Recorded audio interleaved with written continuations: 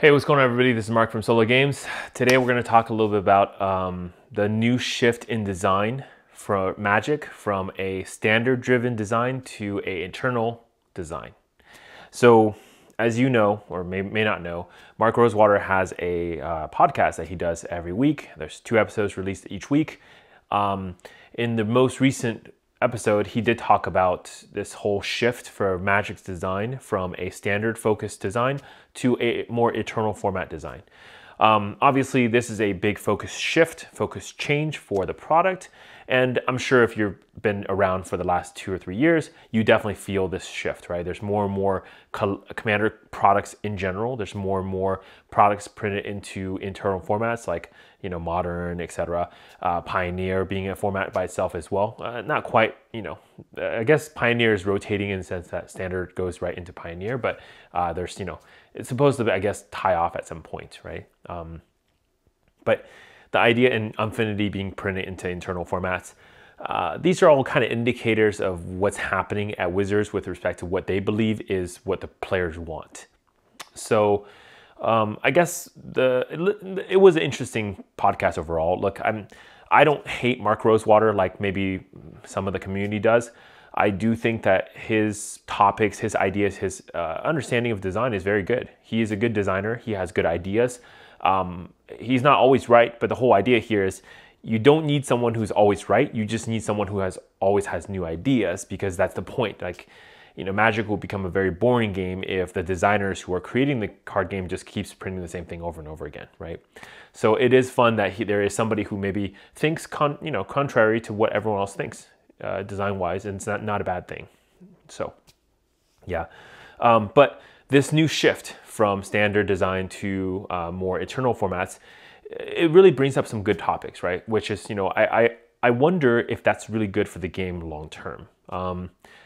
Part of the big problem I think that a lot of people are realizing too is, obviously, Commander is a very popular format that's in Magic. Now, I think there's arguments to be made about, like, Commander is probably not the most popular format. It's really just people playing like tabletop Magic, kitchen table Magic. But here's the problem, like, we don't have that kind of data. Those people don't usually talk, so it's really hard to know what those people are looking for. And they're in generally pretty easy to satisfy because, again, you just jam a couple cards together and it works as a deck. You don't really have to net deck anything. You don't have to have the top tier, deck list, etc. So I think it's okay. Commander is probably the most casual format that's most popular, but also out there, meaning we have data on it because there's so many people interested in it.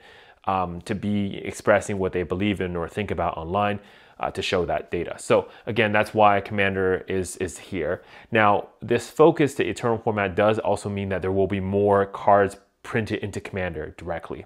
So one of the challenges Mark described in this podcast was printing things into a standard or rotating format in general is really nice, because if you make a mistake, you know that mistake only lasts at most 2 years. The problem with printing something into internal format is that mistake will last forever. Essentially, that's one of the problems. The second big issue is that whenever you print something into a rotating format, it doesn't have to be the best card that was ever printed, because all you're comparing is that standard rotating pool, right? So again, like a card like Murder might be playable in standard because, well, it's kind of like the best version of that card is available. Maybe you want to kill something, just, without any conditions, whatever, that's the card. But if you look at, for example, older formats, like eternal formats, well, Walk the Plank, it's just a better Murder, because what are the chances that somebody's playing Merfolk, right? And so that's kind of the reason for why those cards are in general like a little bit more powerful. And it's okay for standard to have less powerful cards that still will see play, whereas if you're printing for eternal only, you kind of have to print a better card. Otherwise, it's kind of a moot or waste of a card, right? Or at least new design. It doesn't have to be better. It just has to be uniquely different, where, no creature, no artifact, no enchantment has ever done that before. And that's very key as well. But this also brings up a problem, which is when you start designing and pushing for eternal format, you're introducing a rotation into a format that's not supposed to have rotation.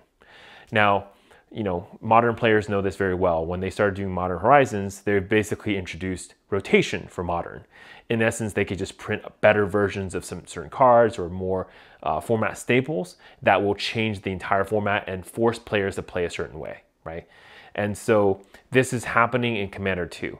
And I think in Commander it's actually even more interesting because for Commander, the whole idea, especially in the beginning, was you take these unplayable cards, these cards that would never have seen play elsewhere because they're just bad, they cost too much, and put it into a much slower format, much maybe more group huggy or just fun or like flavor-filled format.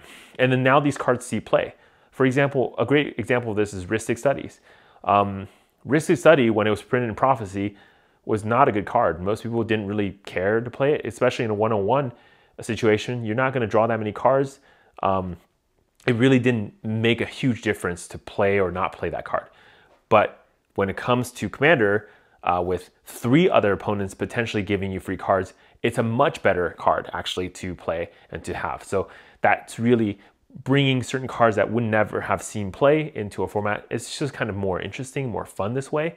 So again, that's why Commander exists. And also exists in that way that it's kind of fun it's a big puzzle for players to solve because you have the entire Magic card pool and you're supposed to go through and figure out different unique ways to link them, archetypes that play well together, crank out a deck together that kind of, basically shows your unique way or perspective of Magic. And I think there's something noble or kind of interesting about that when Wizards start printing cards that are just like driving the format in the one or some direction, you take some of that creativity out of it because, you're giving people a clear solution.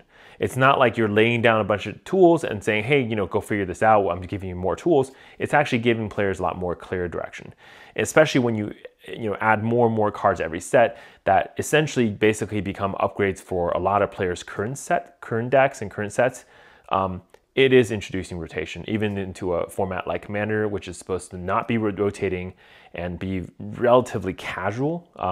And that kind of sucks, right? It's kind of annoying to have to kind of deal with that. And I don't speak for the entire Commander community out there, but I do want to say, I don't know. I question whether that's what Commander players want, is to have rotation in their format, right? And so basically, you can see this in product directions, right? So with the recent designs, for example, Warhammer 40K, they introduced a bunch of unique cards that are really, really, really good. And so it forced the hand for a lot of Commander players who may not have even cared about the Warhammer product to say, okay, I need that one card for my artifacts deck. I need that one card for my XYZ deck. And this is forcing rotation. And it's good for Wizards because it's going to churn through product, right? People have to open the Commander decks. Even if you don't want to play Warhammer Commander decks, you need that one card. So somebody's going to open the decks, sell you the one card, etc. Put more products on the table, churn more product through, and Wizard makes more money. My problem with this whole thing is that it may be too much. Again, I did a recent video on this whole like WotC dilution of everything. I think like when Wizard of the Coast didn't focus on Commander or any format and just kind of let it thrive, it grew beautifully. Organically, it has, just like everything, it has its own problems, but those problems weren't like artificially created. Now the problem becomes, well, almost every single card that's printed have problems, and the Commander communities have to go through and ban certain cards that were created by Wizard that were just like really bad for the format. And these problems don't really have to exist when you don't print cards directly into Eternal formats. But Wizards, on the other hand, sees that there's a market and a need for it, so they print these cards into that format in hopes like, well, somebody's going to pick it up and it's going to drive up pricing for their products. So again, tapping into a market so they can just earn more money. It's a little bit sad and it's a little bit devious, but that's what it is, right? And unfortunately, this whole shift in design to go Eternal has angered a lot of people, from specialty things like Secret Layers, right? Print to Eternal formats like Universes Beyond type of things that are just like format defining, format changing cards that don't exist anywhere else. So you kind of have to buy the Secret Layers or whatever, to what I call like maybe bends or breaks of color ply. I don't know. Sometimes when I play Commander, I get the feeling like every color can do what every other color can do.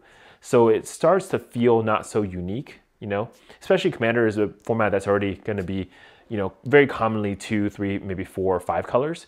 So it already feels more or less like everybody has an answer to everything. So it's kind of annoying that, more and more Wizards is pushing cards into formats because they want, of course, Commander players to feel like, by playing a red deck, you're not gimped against any specific other archetype or format, right? So, or archetype or type of deck. And so they give them more tools, but the problem is then no colors really feeling unique. And that's a little bit annoying for me. In addition to that, of course, this whole idea of power creep, right? So one of the challenges with printing cards into Eternal format is, well, we know what cards came before. So, for a player to be excited for a card, it has to be better than every single version that's printed before. Otherwise, it's kind of a waste of card, right? So either you reprint a card that's good, or you print one that's better.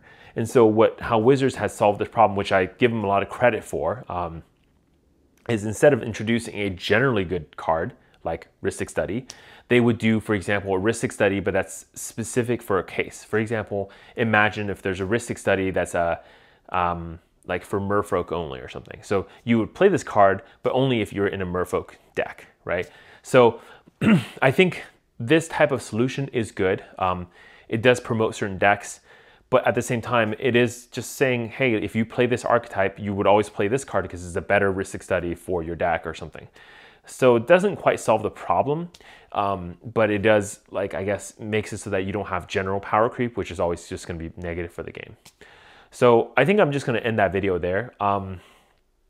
It's a good podcast. You should go listen to it yourself. But I have a feeling like, in a lot of ways, because Wizards are churning out so much product, they're really printing to every single stream. So Standard, Modern, Pioneer, Commander, Eternal, whatever. Every stream is going to get new cards every single set because, well, that's what the market's demanding. That's in essence doing two things. One is that it's just getting too many cards out there and people are going to start losing interest because, well, if you have to keep upgrading your Commander decks every single set, it feels a little bit tiring and it feels like you're always behind and can't catch up. So that's number one annoyance. And number two is that, for players that may not want to have a rotating format, they're kind of now forced into it, which is just kind of poor. And I question whether this constant push into Eternal is causing some product qualities, design issues, flaws, etc., to kind of rise. When they were designing for Standard, they didn't really have to think too much about power level and those kind of things. Of course, they're going to print some powerful cards, but anything that's kind of there are going to go out of fashion within a cycle, right? One rotation. The problem with designing powerful cards for Eternal is then you may have actual power creep that kind of seeps in and makes a certain color or deck or whatever format just a lot more harder to kind of get into because there's just going to be cards that you're going to need, right? I think Dockside Extortionist is a good example of this. There's actually been plenty of these Commander only cards that have really shifted the format a lot and have kind of just in general have problems that that shouldn't exist. So anyways, Mark, Solo Games. So yeah, I wonder, I don't know if Eternal format or creating a product just for Eternal is the right way to do things, but I don't decide what gets printed at Wizards. So I'll see you next time. Bye.